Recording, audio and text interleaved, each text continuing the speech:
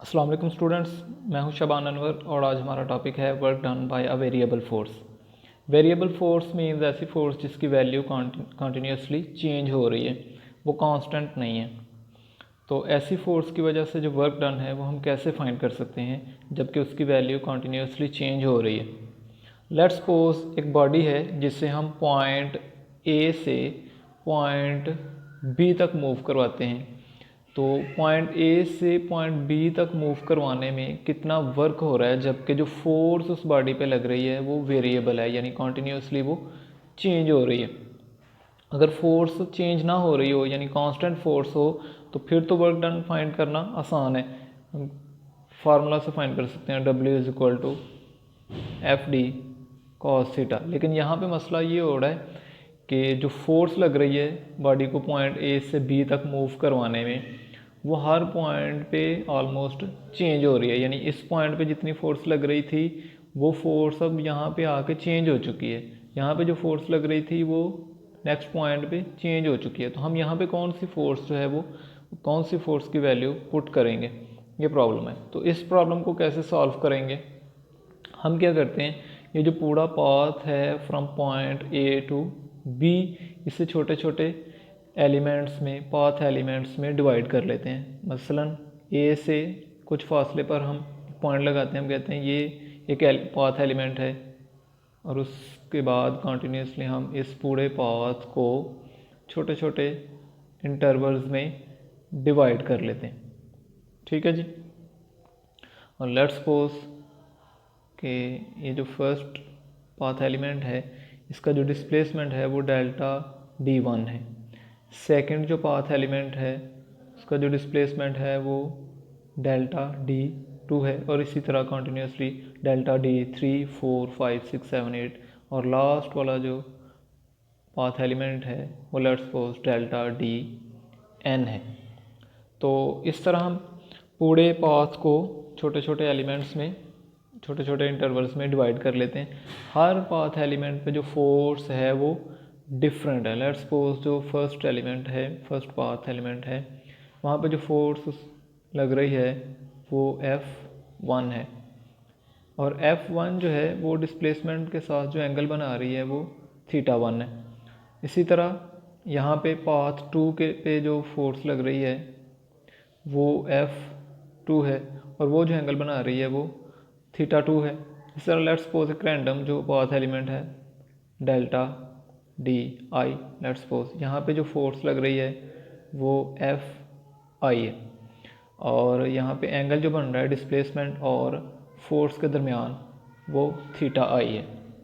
तो अब हमें ये पाथ को, इस पाथ को डिवाइड करने का क्या फ़ायदा हुआ है, हम कहते हैं कि हमने इतने छोटे छोटे एलिमेंट्स में इसको डिवाइड किया है कि जो एक एलिमेंट पे जो फोर्स लग रही है वो ऑलमोस्ट कांस्टेंट है। तो सबसे पहले हमने काम ये किया है कि डिवाइड किया है इस पूरे पाथ को delta D1, D2, D3 up to DN तक, और हम कहते हैं कि हर एलिमेंट पे जो फोर्स लग रही है, फर्स्ट वाले पे F1 है, सेकंड वाले पे F2, इसी तरह चलता जाएगा ये सिलसिला, और लास्ट वाला जो पाथ एलिमेंट है उसमें जो फोर्स लग रही है वो Fn है, और Fn और Dn के दरमियान यानी फोर्स और डिस्प्लेसमेंट के दरमियान जो एंगल बन रहा है दैट इज़ θn।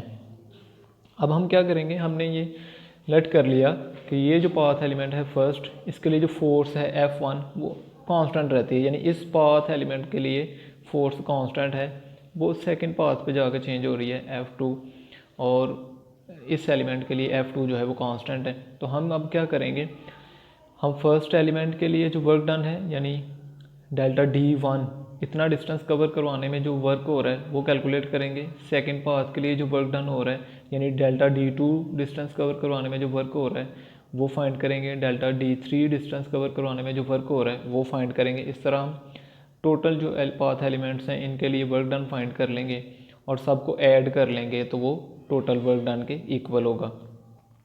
बाकी हमने ये डेरिवेशन की है, find work done for each interval, हम हर इंटरवल के लिए वर्क डन फाइंड कर लेंगे। तो लेट्स सपोज डेल्टा W1 जो है वो फर्स्ट पाथ एलिमेंट के लिए वर्क डन की वैल्यू है।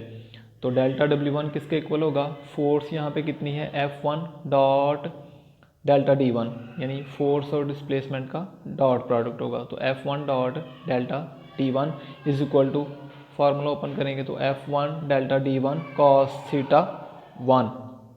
इसी तरह सेकंड एलिमेंट के लिए जो वर्क डन है, let's suppose that is delta W2, तो डेल्टा W2 किसके इक्वल होगा, F2 delta D2 is equal to F2 delta D2 cos theta 2। इसी तरह so on up to delta DN, तो WDN is equal to FN dot delta DN is equal to FN delta DN cos theta N। तो total work done किसके equal होगा, वो हम कहते हैं कि जितने भी ये वर्क डन है इन सब का सम, यानी W total is equal to WD1 WD2 sorry delta W1 delta W2 plus delta WN। तो सबकी वैल्यूज़ यहाँ पे पुट कर देंगे, F1 delta D1 cos theta 1 plus F2 delta D2 cos theta 2 and up to FN delta DN cos theta N। तो ये total work done के equal होगा। तो ये जो हमने वैल्यू फाइंड की है वर्क की, ये जो इक्वेशन हमारे पास आई है, इसे हम ज़्यादा आसान तरीके से सिंपल वे में एक इक्वेशन के फॉर्म में लिख सकते हैं। और वो इक्वेशन किसके इक्वल होगी, W is equal to summation of all terms Fi delta DI cos theta I। Means ये जितनी भी टर्म्स हैं FD कॉस थीटा, इनका सम लेंगे तो वो वर्क के इक्वल होगा। और I starting from 1 to and it is up to n, यानी जो टर्म्स होंगी ये 1 से स्टार्ट होगी और n तक जाएंगी। तो इन सारी टर्म्स का जो सम होगा वो टोटल वर्क के इक्वल होगा। तो इस तरह से हमने वेरिएबल फोर्स की वजह से जो वर्क हो रहा है वो फाइंड आउट कर लिया। अब इसके बाद हम डिस्कस करते हैं how we can calculate the work graphically, कि ग्राफ की मदद से कैसे वर्क डन जो है वो फाइंड किया जा सकता है। तो लेट्स सपोज हम एक ग्राफ ड्रा करते हैं between displacement and the component of force in direction of displacement means F cos theta.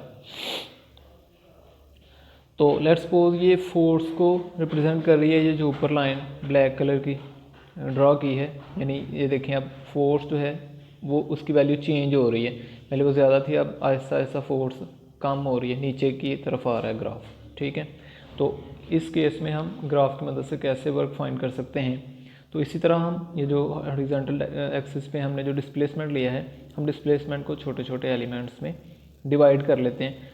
तो एक एलिमेंट के लिए ऑलमोस्ट जो है वो फोर्स की वैल्यू कांस्टेंट रहती है, हालांकि 100% ये कांस्टेंट नहीं है, लेकिन अप्रॉक्सीमेटली हम कहते हैं कि बहुत कम वैल्यू जो है फोर्स की चेंज हो रही है। तो कैसे वर्क फाइंड करेंगे हम, तो F cos थीटा को डेल्टा D1 से मल्टीप्लाई करेंगे तो ये वर्क के इक्वल होगा, यानी force into cos theta into delta D1 किसके इक्वल होगा, वर्क के। लेकिन डेल्टा D1 क्या है, डेल्टा D1 यहाँ पे इस पाथ एलिमेंट की लेंथ है, यानी फर्स्ट जो एलिमेंट है यहाँ से यहाँ तक ये लेंथ है। और F cos थीटा क्या है, ये हाइट है।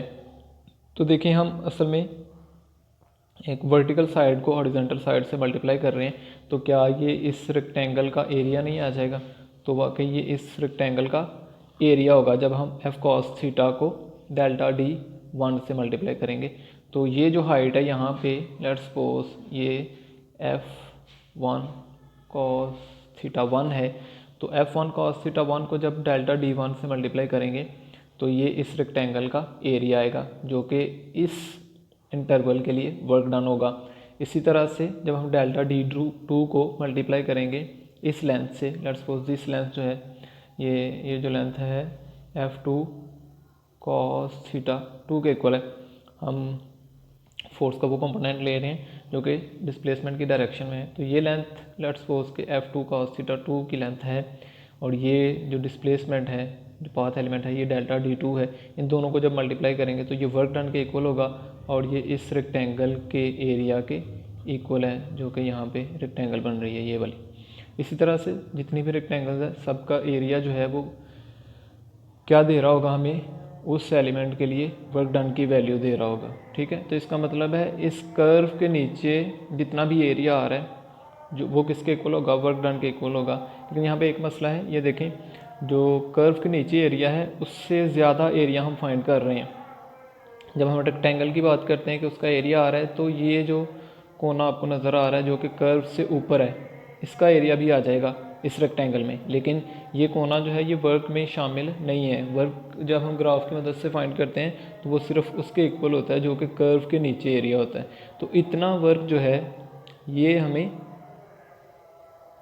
एक्स्ट्रा हम कैलकुलेट कर रहे हैं, हालांकि ये वर्क डन हुआ नहीं है, हम हमारी कैलकुलेशन में ये भी आएगा। तो ये असल में कैलकुलेशन में क्या होगा, एरर होगी। ठीक है, बहरहाल हम वर्क कैसे फाइंड कर सकते हैं, हम ग्राफ से कैसे वर्क डन फाइंड कर सकते हैं कि कर्व के नीचे जितना भी एरिया होगा वो वर्क डन के इक्वल होता है। लेकिन जब हम यहाँ पे पाथ एलिमेंट्स की मदद से वर्क डन फाइंड करेंगे तो उसमें ये खामी ये है कि वो वर्क डन की वैल्यू बिल्कुल एक्यूरेट नहीं देगा, बल्कि एक्स्ट्रा थोड़ी सी वैल्यू देगा उसमें। अब हम कैसे इसको ज़्यादा एक्यूरेट कर सकते हैं, इस वैल्यू को कैसे ज़्यादा सही वैल्यू फाइंड कर सकते हैं, तो उसका सलूशन ये है कि आप इन पाथ एलिमेंट्स को स्मॉल करते जाएं।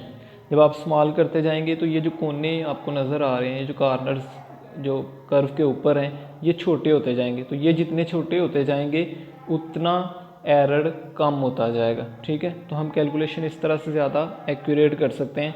और मैथमेटिकली हम इस कंडीशन को इस तरह से रिप्रेजेंट करते हैं कि जो डेल्टा डी है वो ऑलमोस्ट ज़ीरो को अप्रोच करे, यानी ये जो डिस्प्लेसमेंट पाथ एलिमेंट है ये बहुत ही छोटी वैल्यू होगी। तो ये जो कॉर्नर कर्व के बाहर आपको नज़र आ रहा है,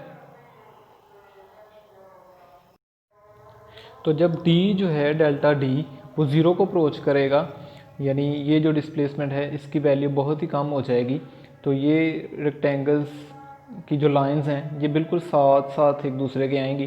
तो ये जो कॉर्नर आपको कर्व के ऊपर नज़र आ रहे हैं ये बिल्कुल छोटे होते जाएंगे। तो जितने ये छोटे होते जाएंगे उतनी एरर जो है वो कम होती जाएगी। तो इस तरह हम ज़्यादा एक्यूरेट वैल्यू जो है इसकी वर्क की वो कैलकुलेट कर सकते हैं।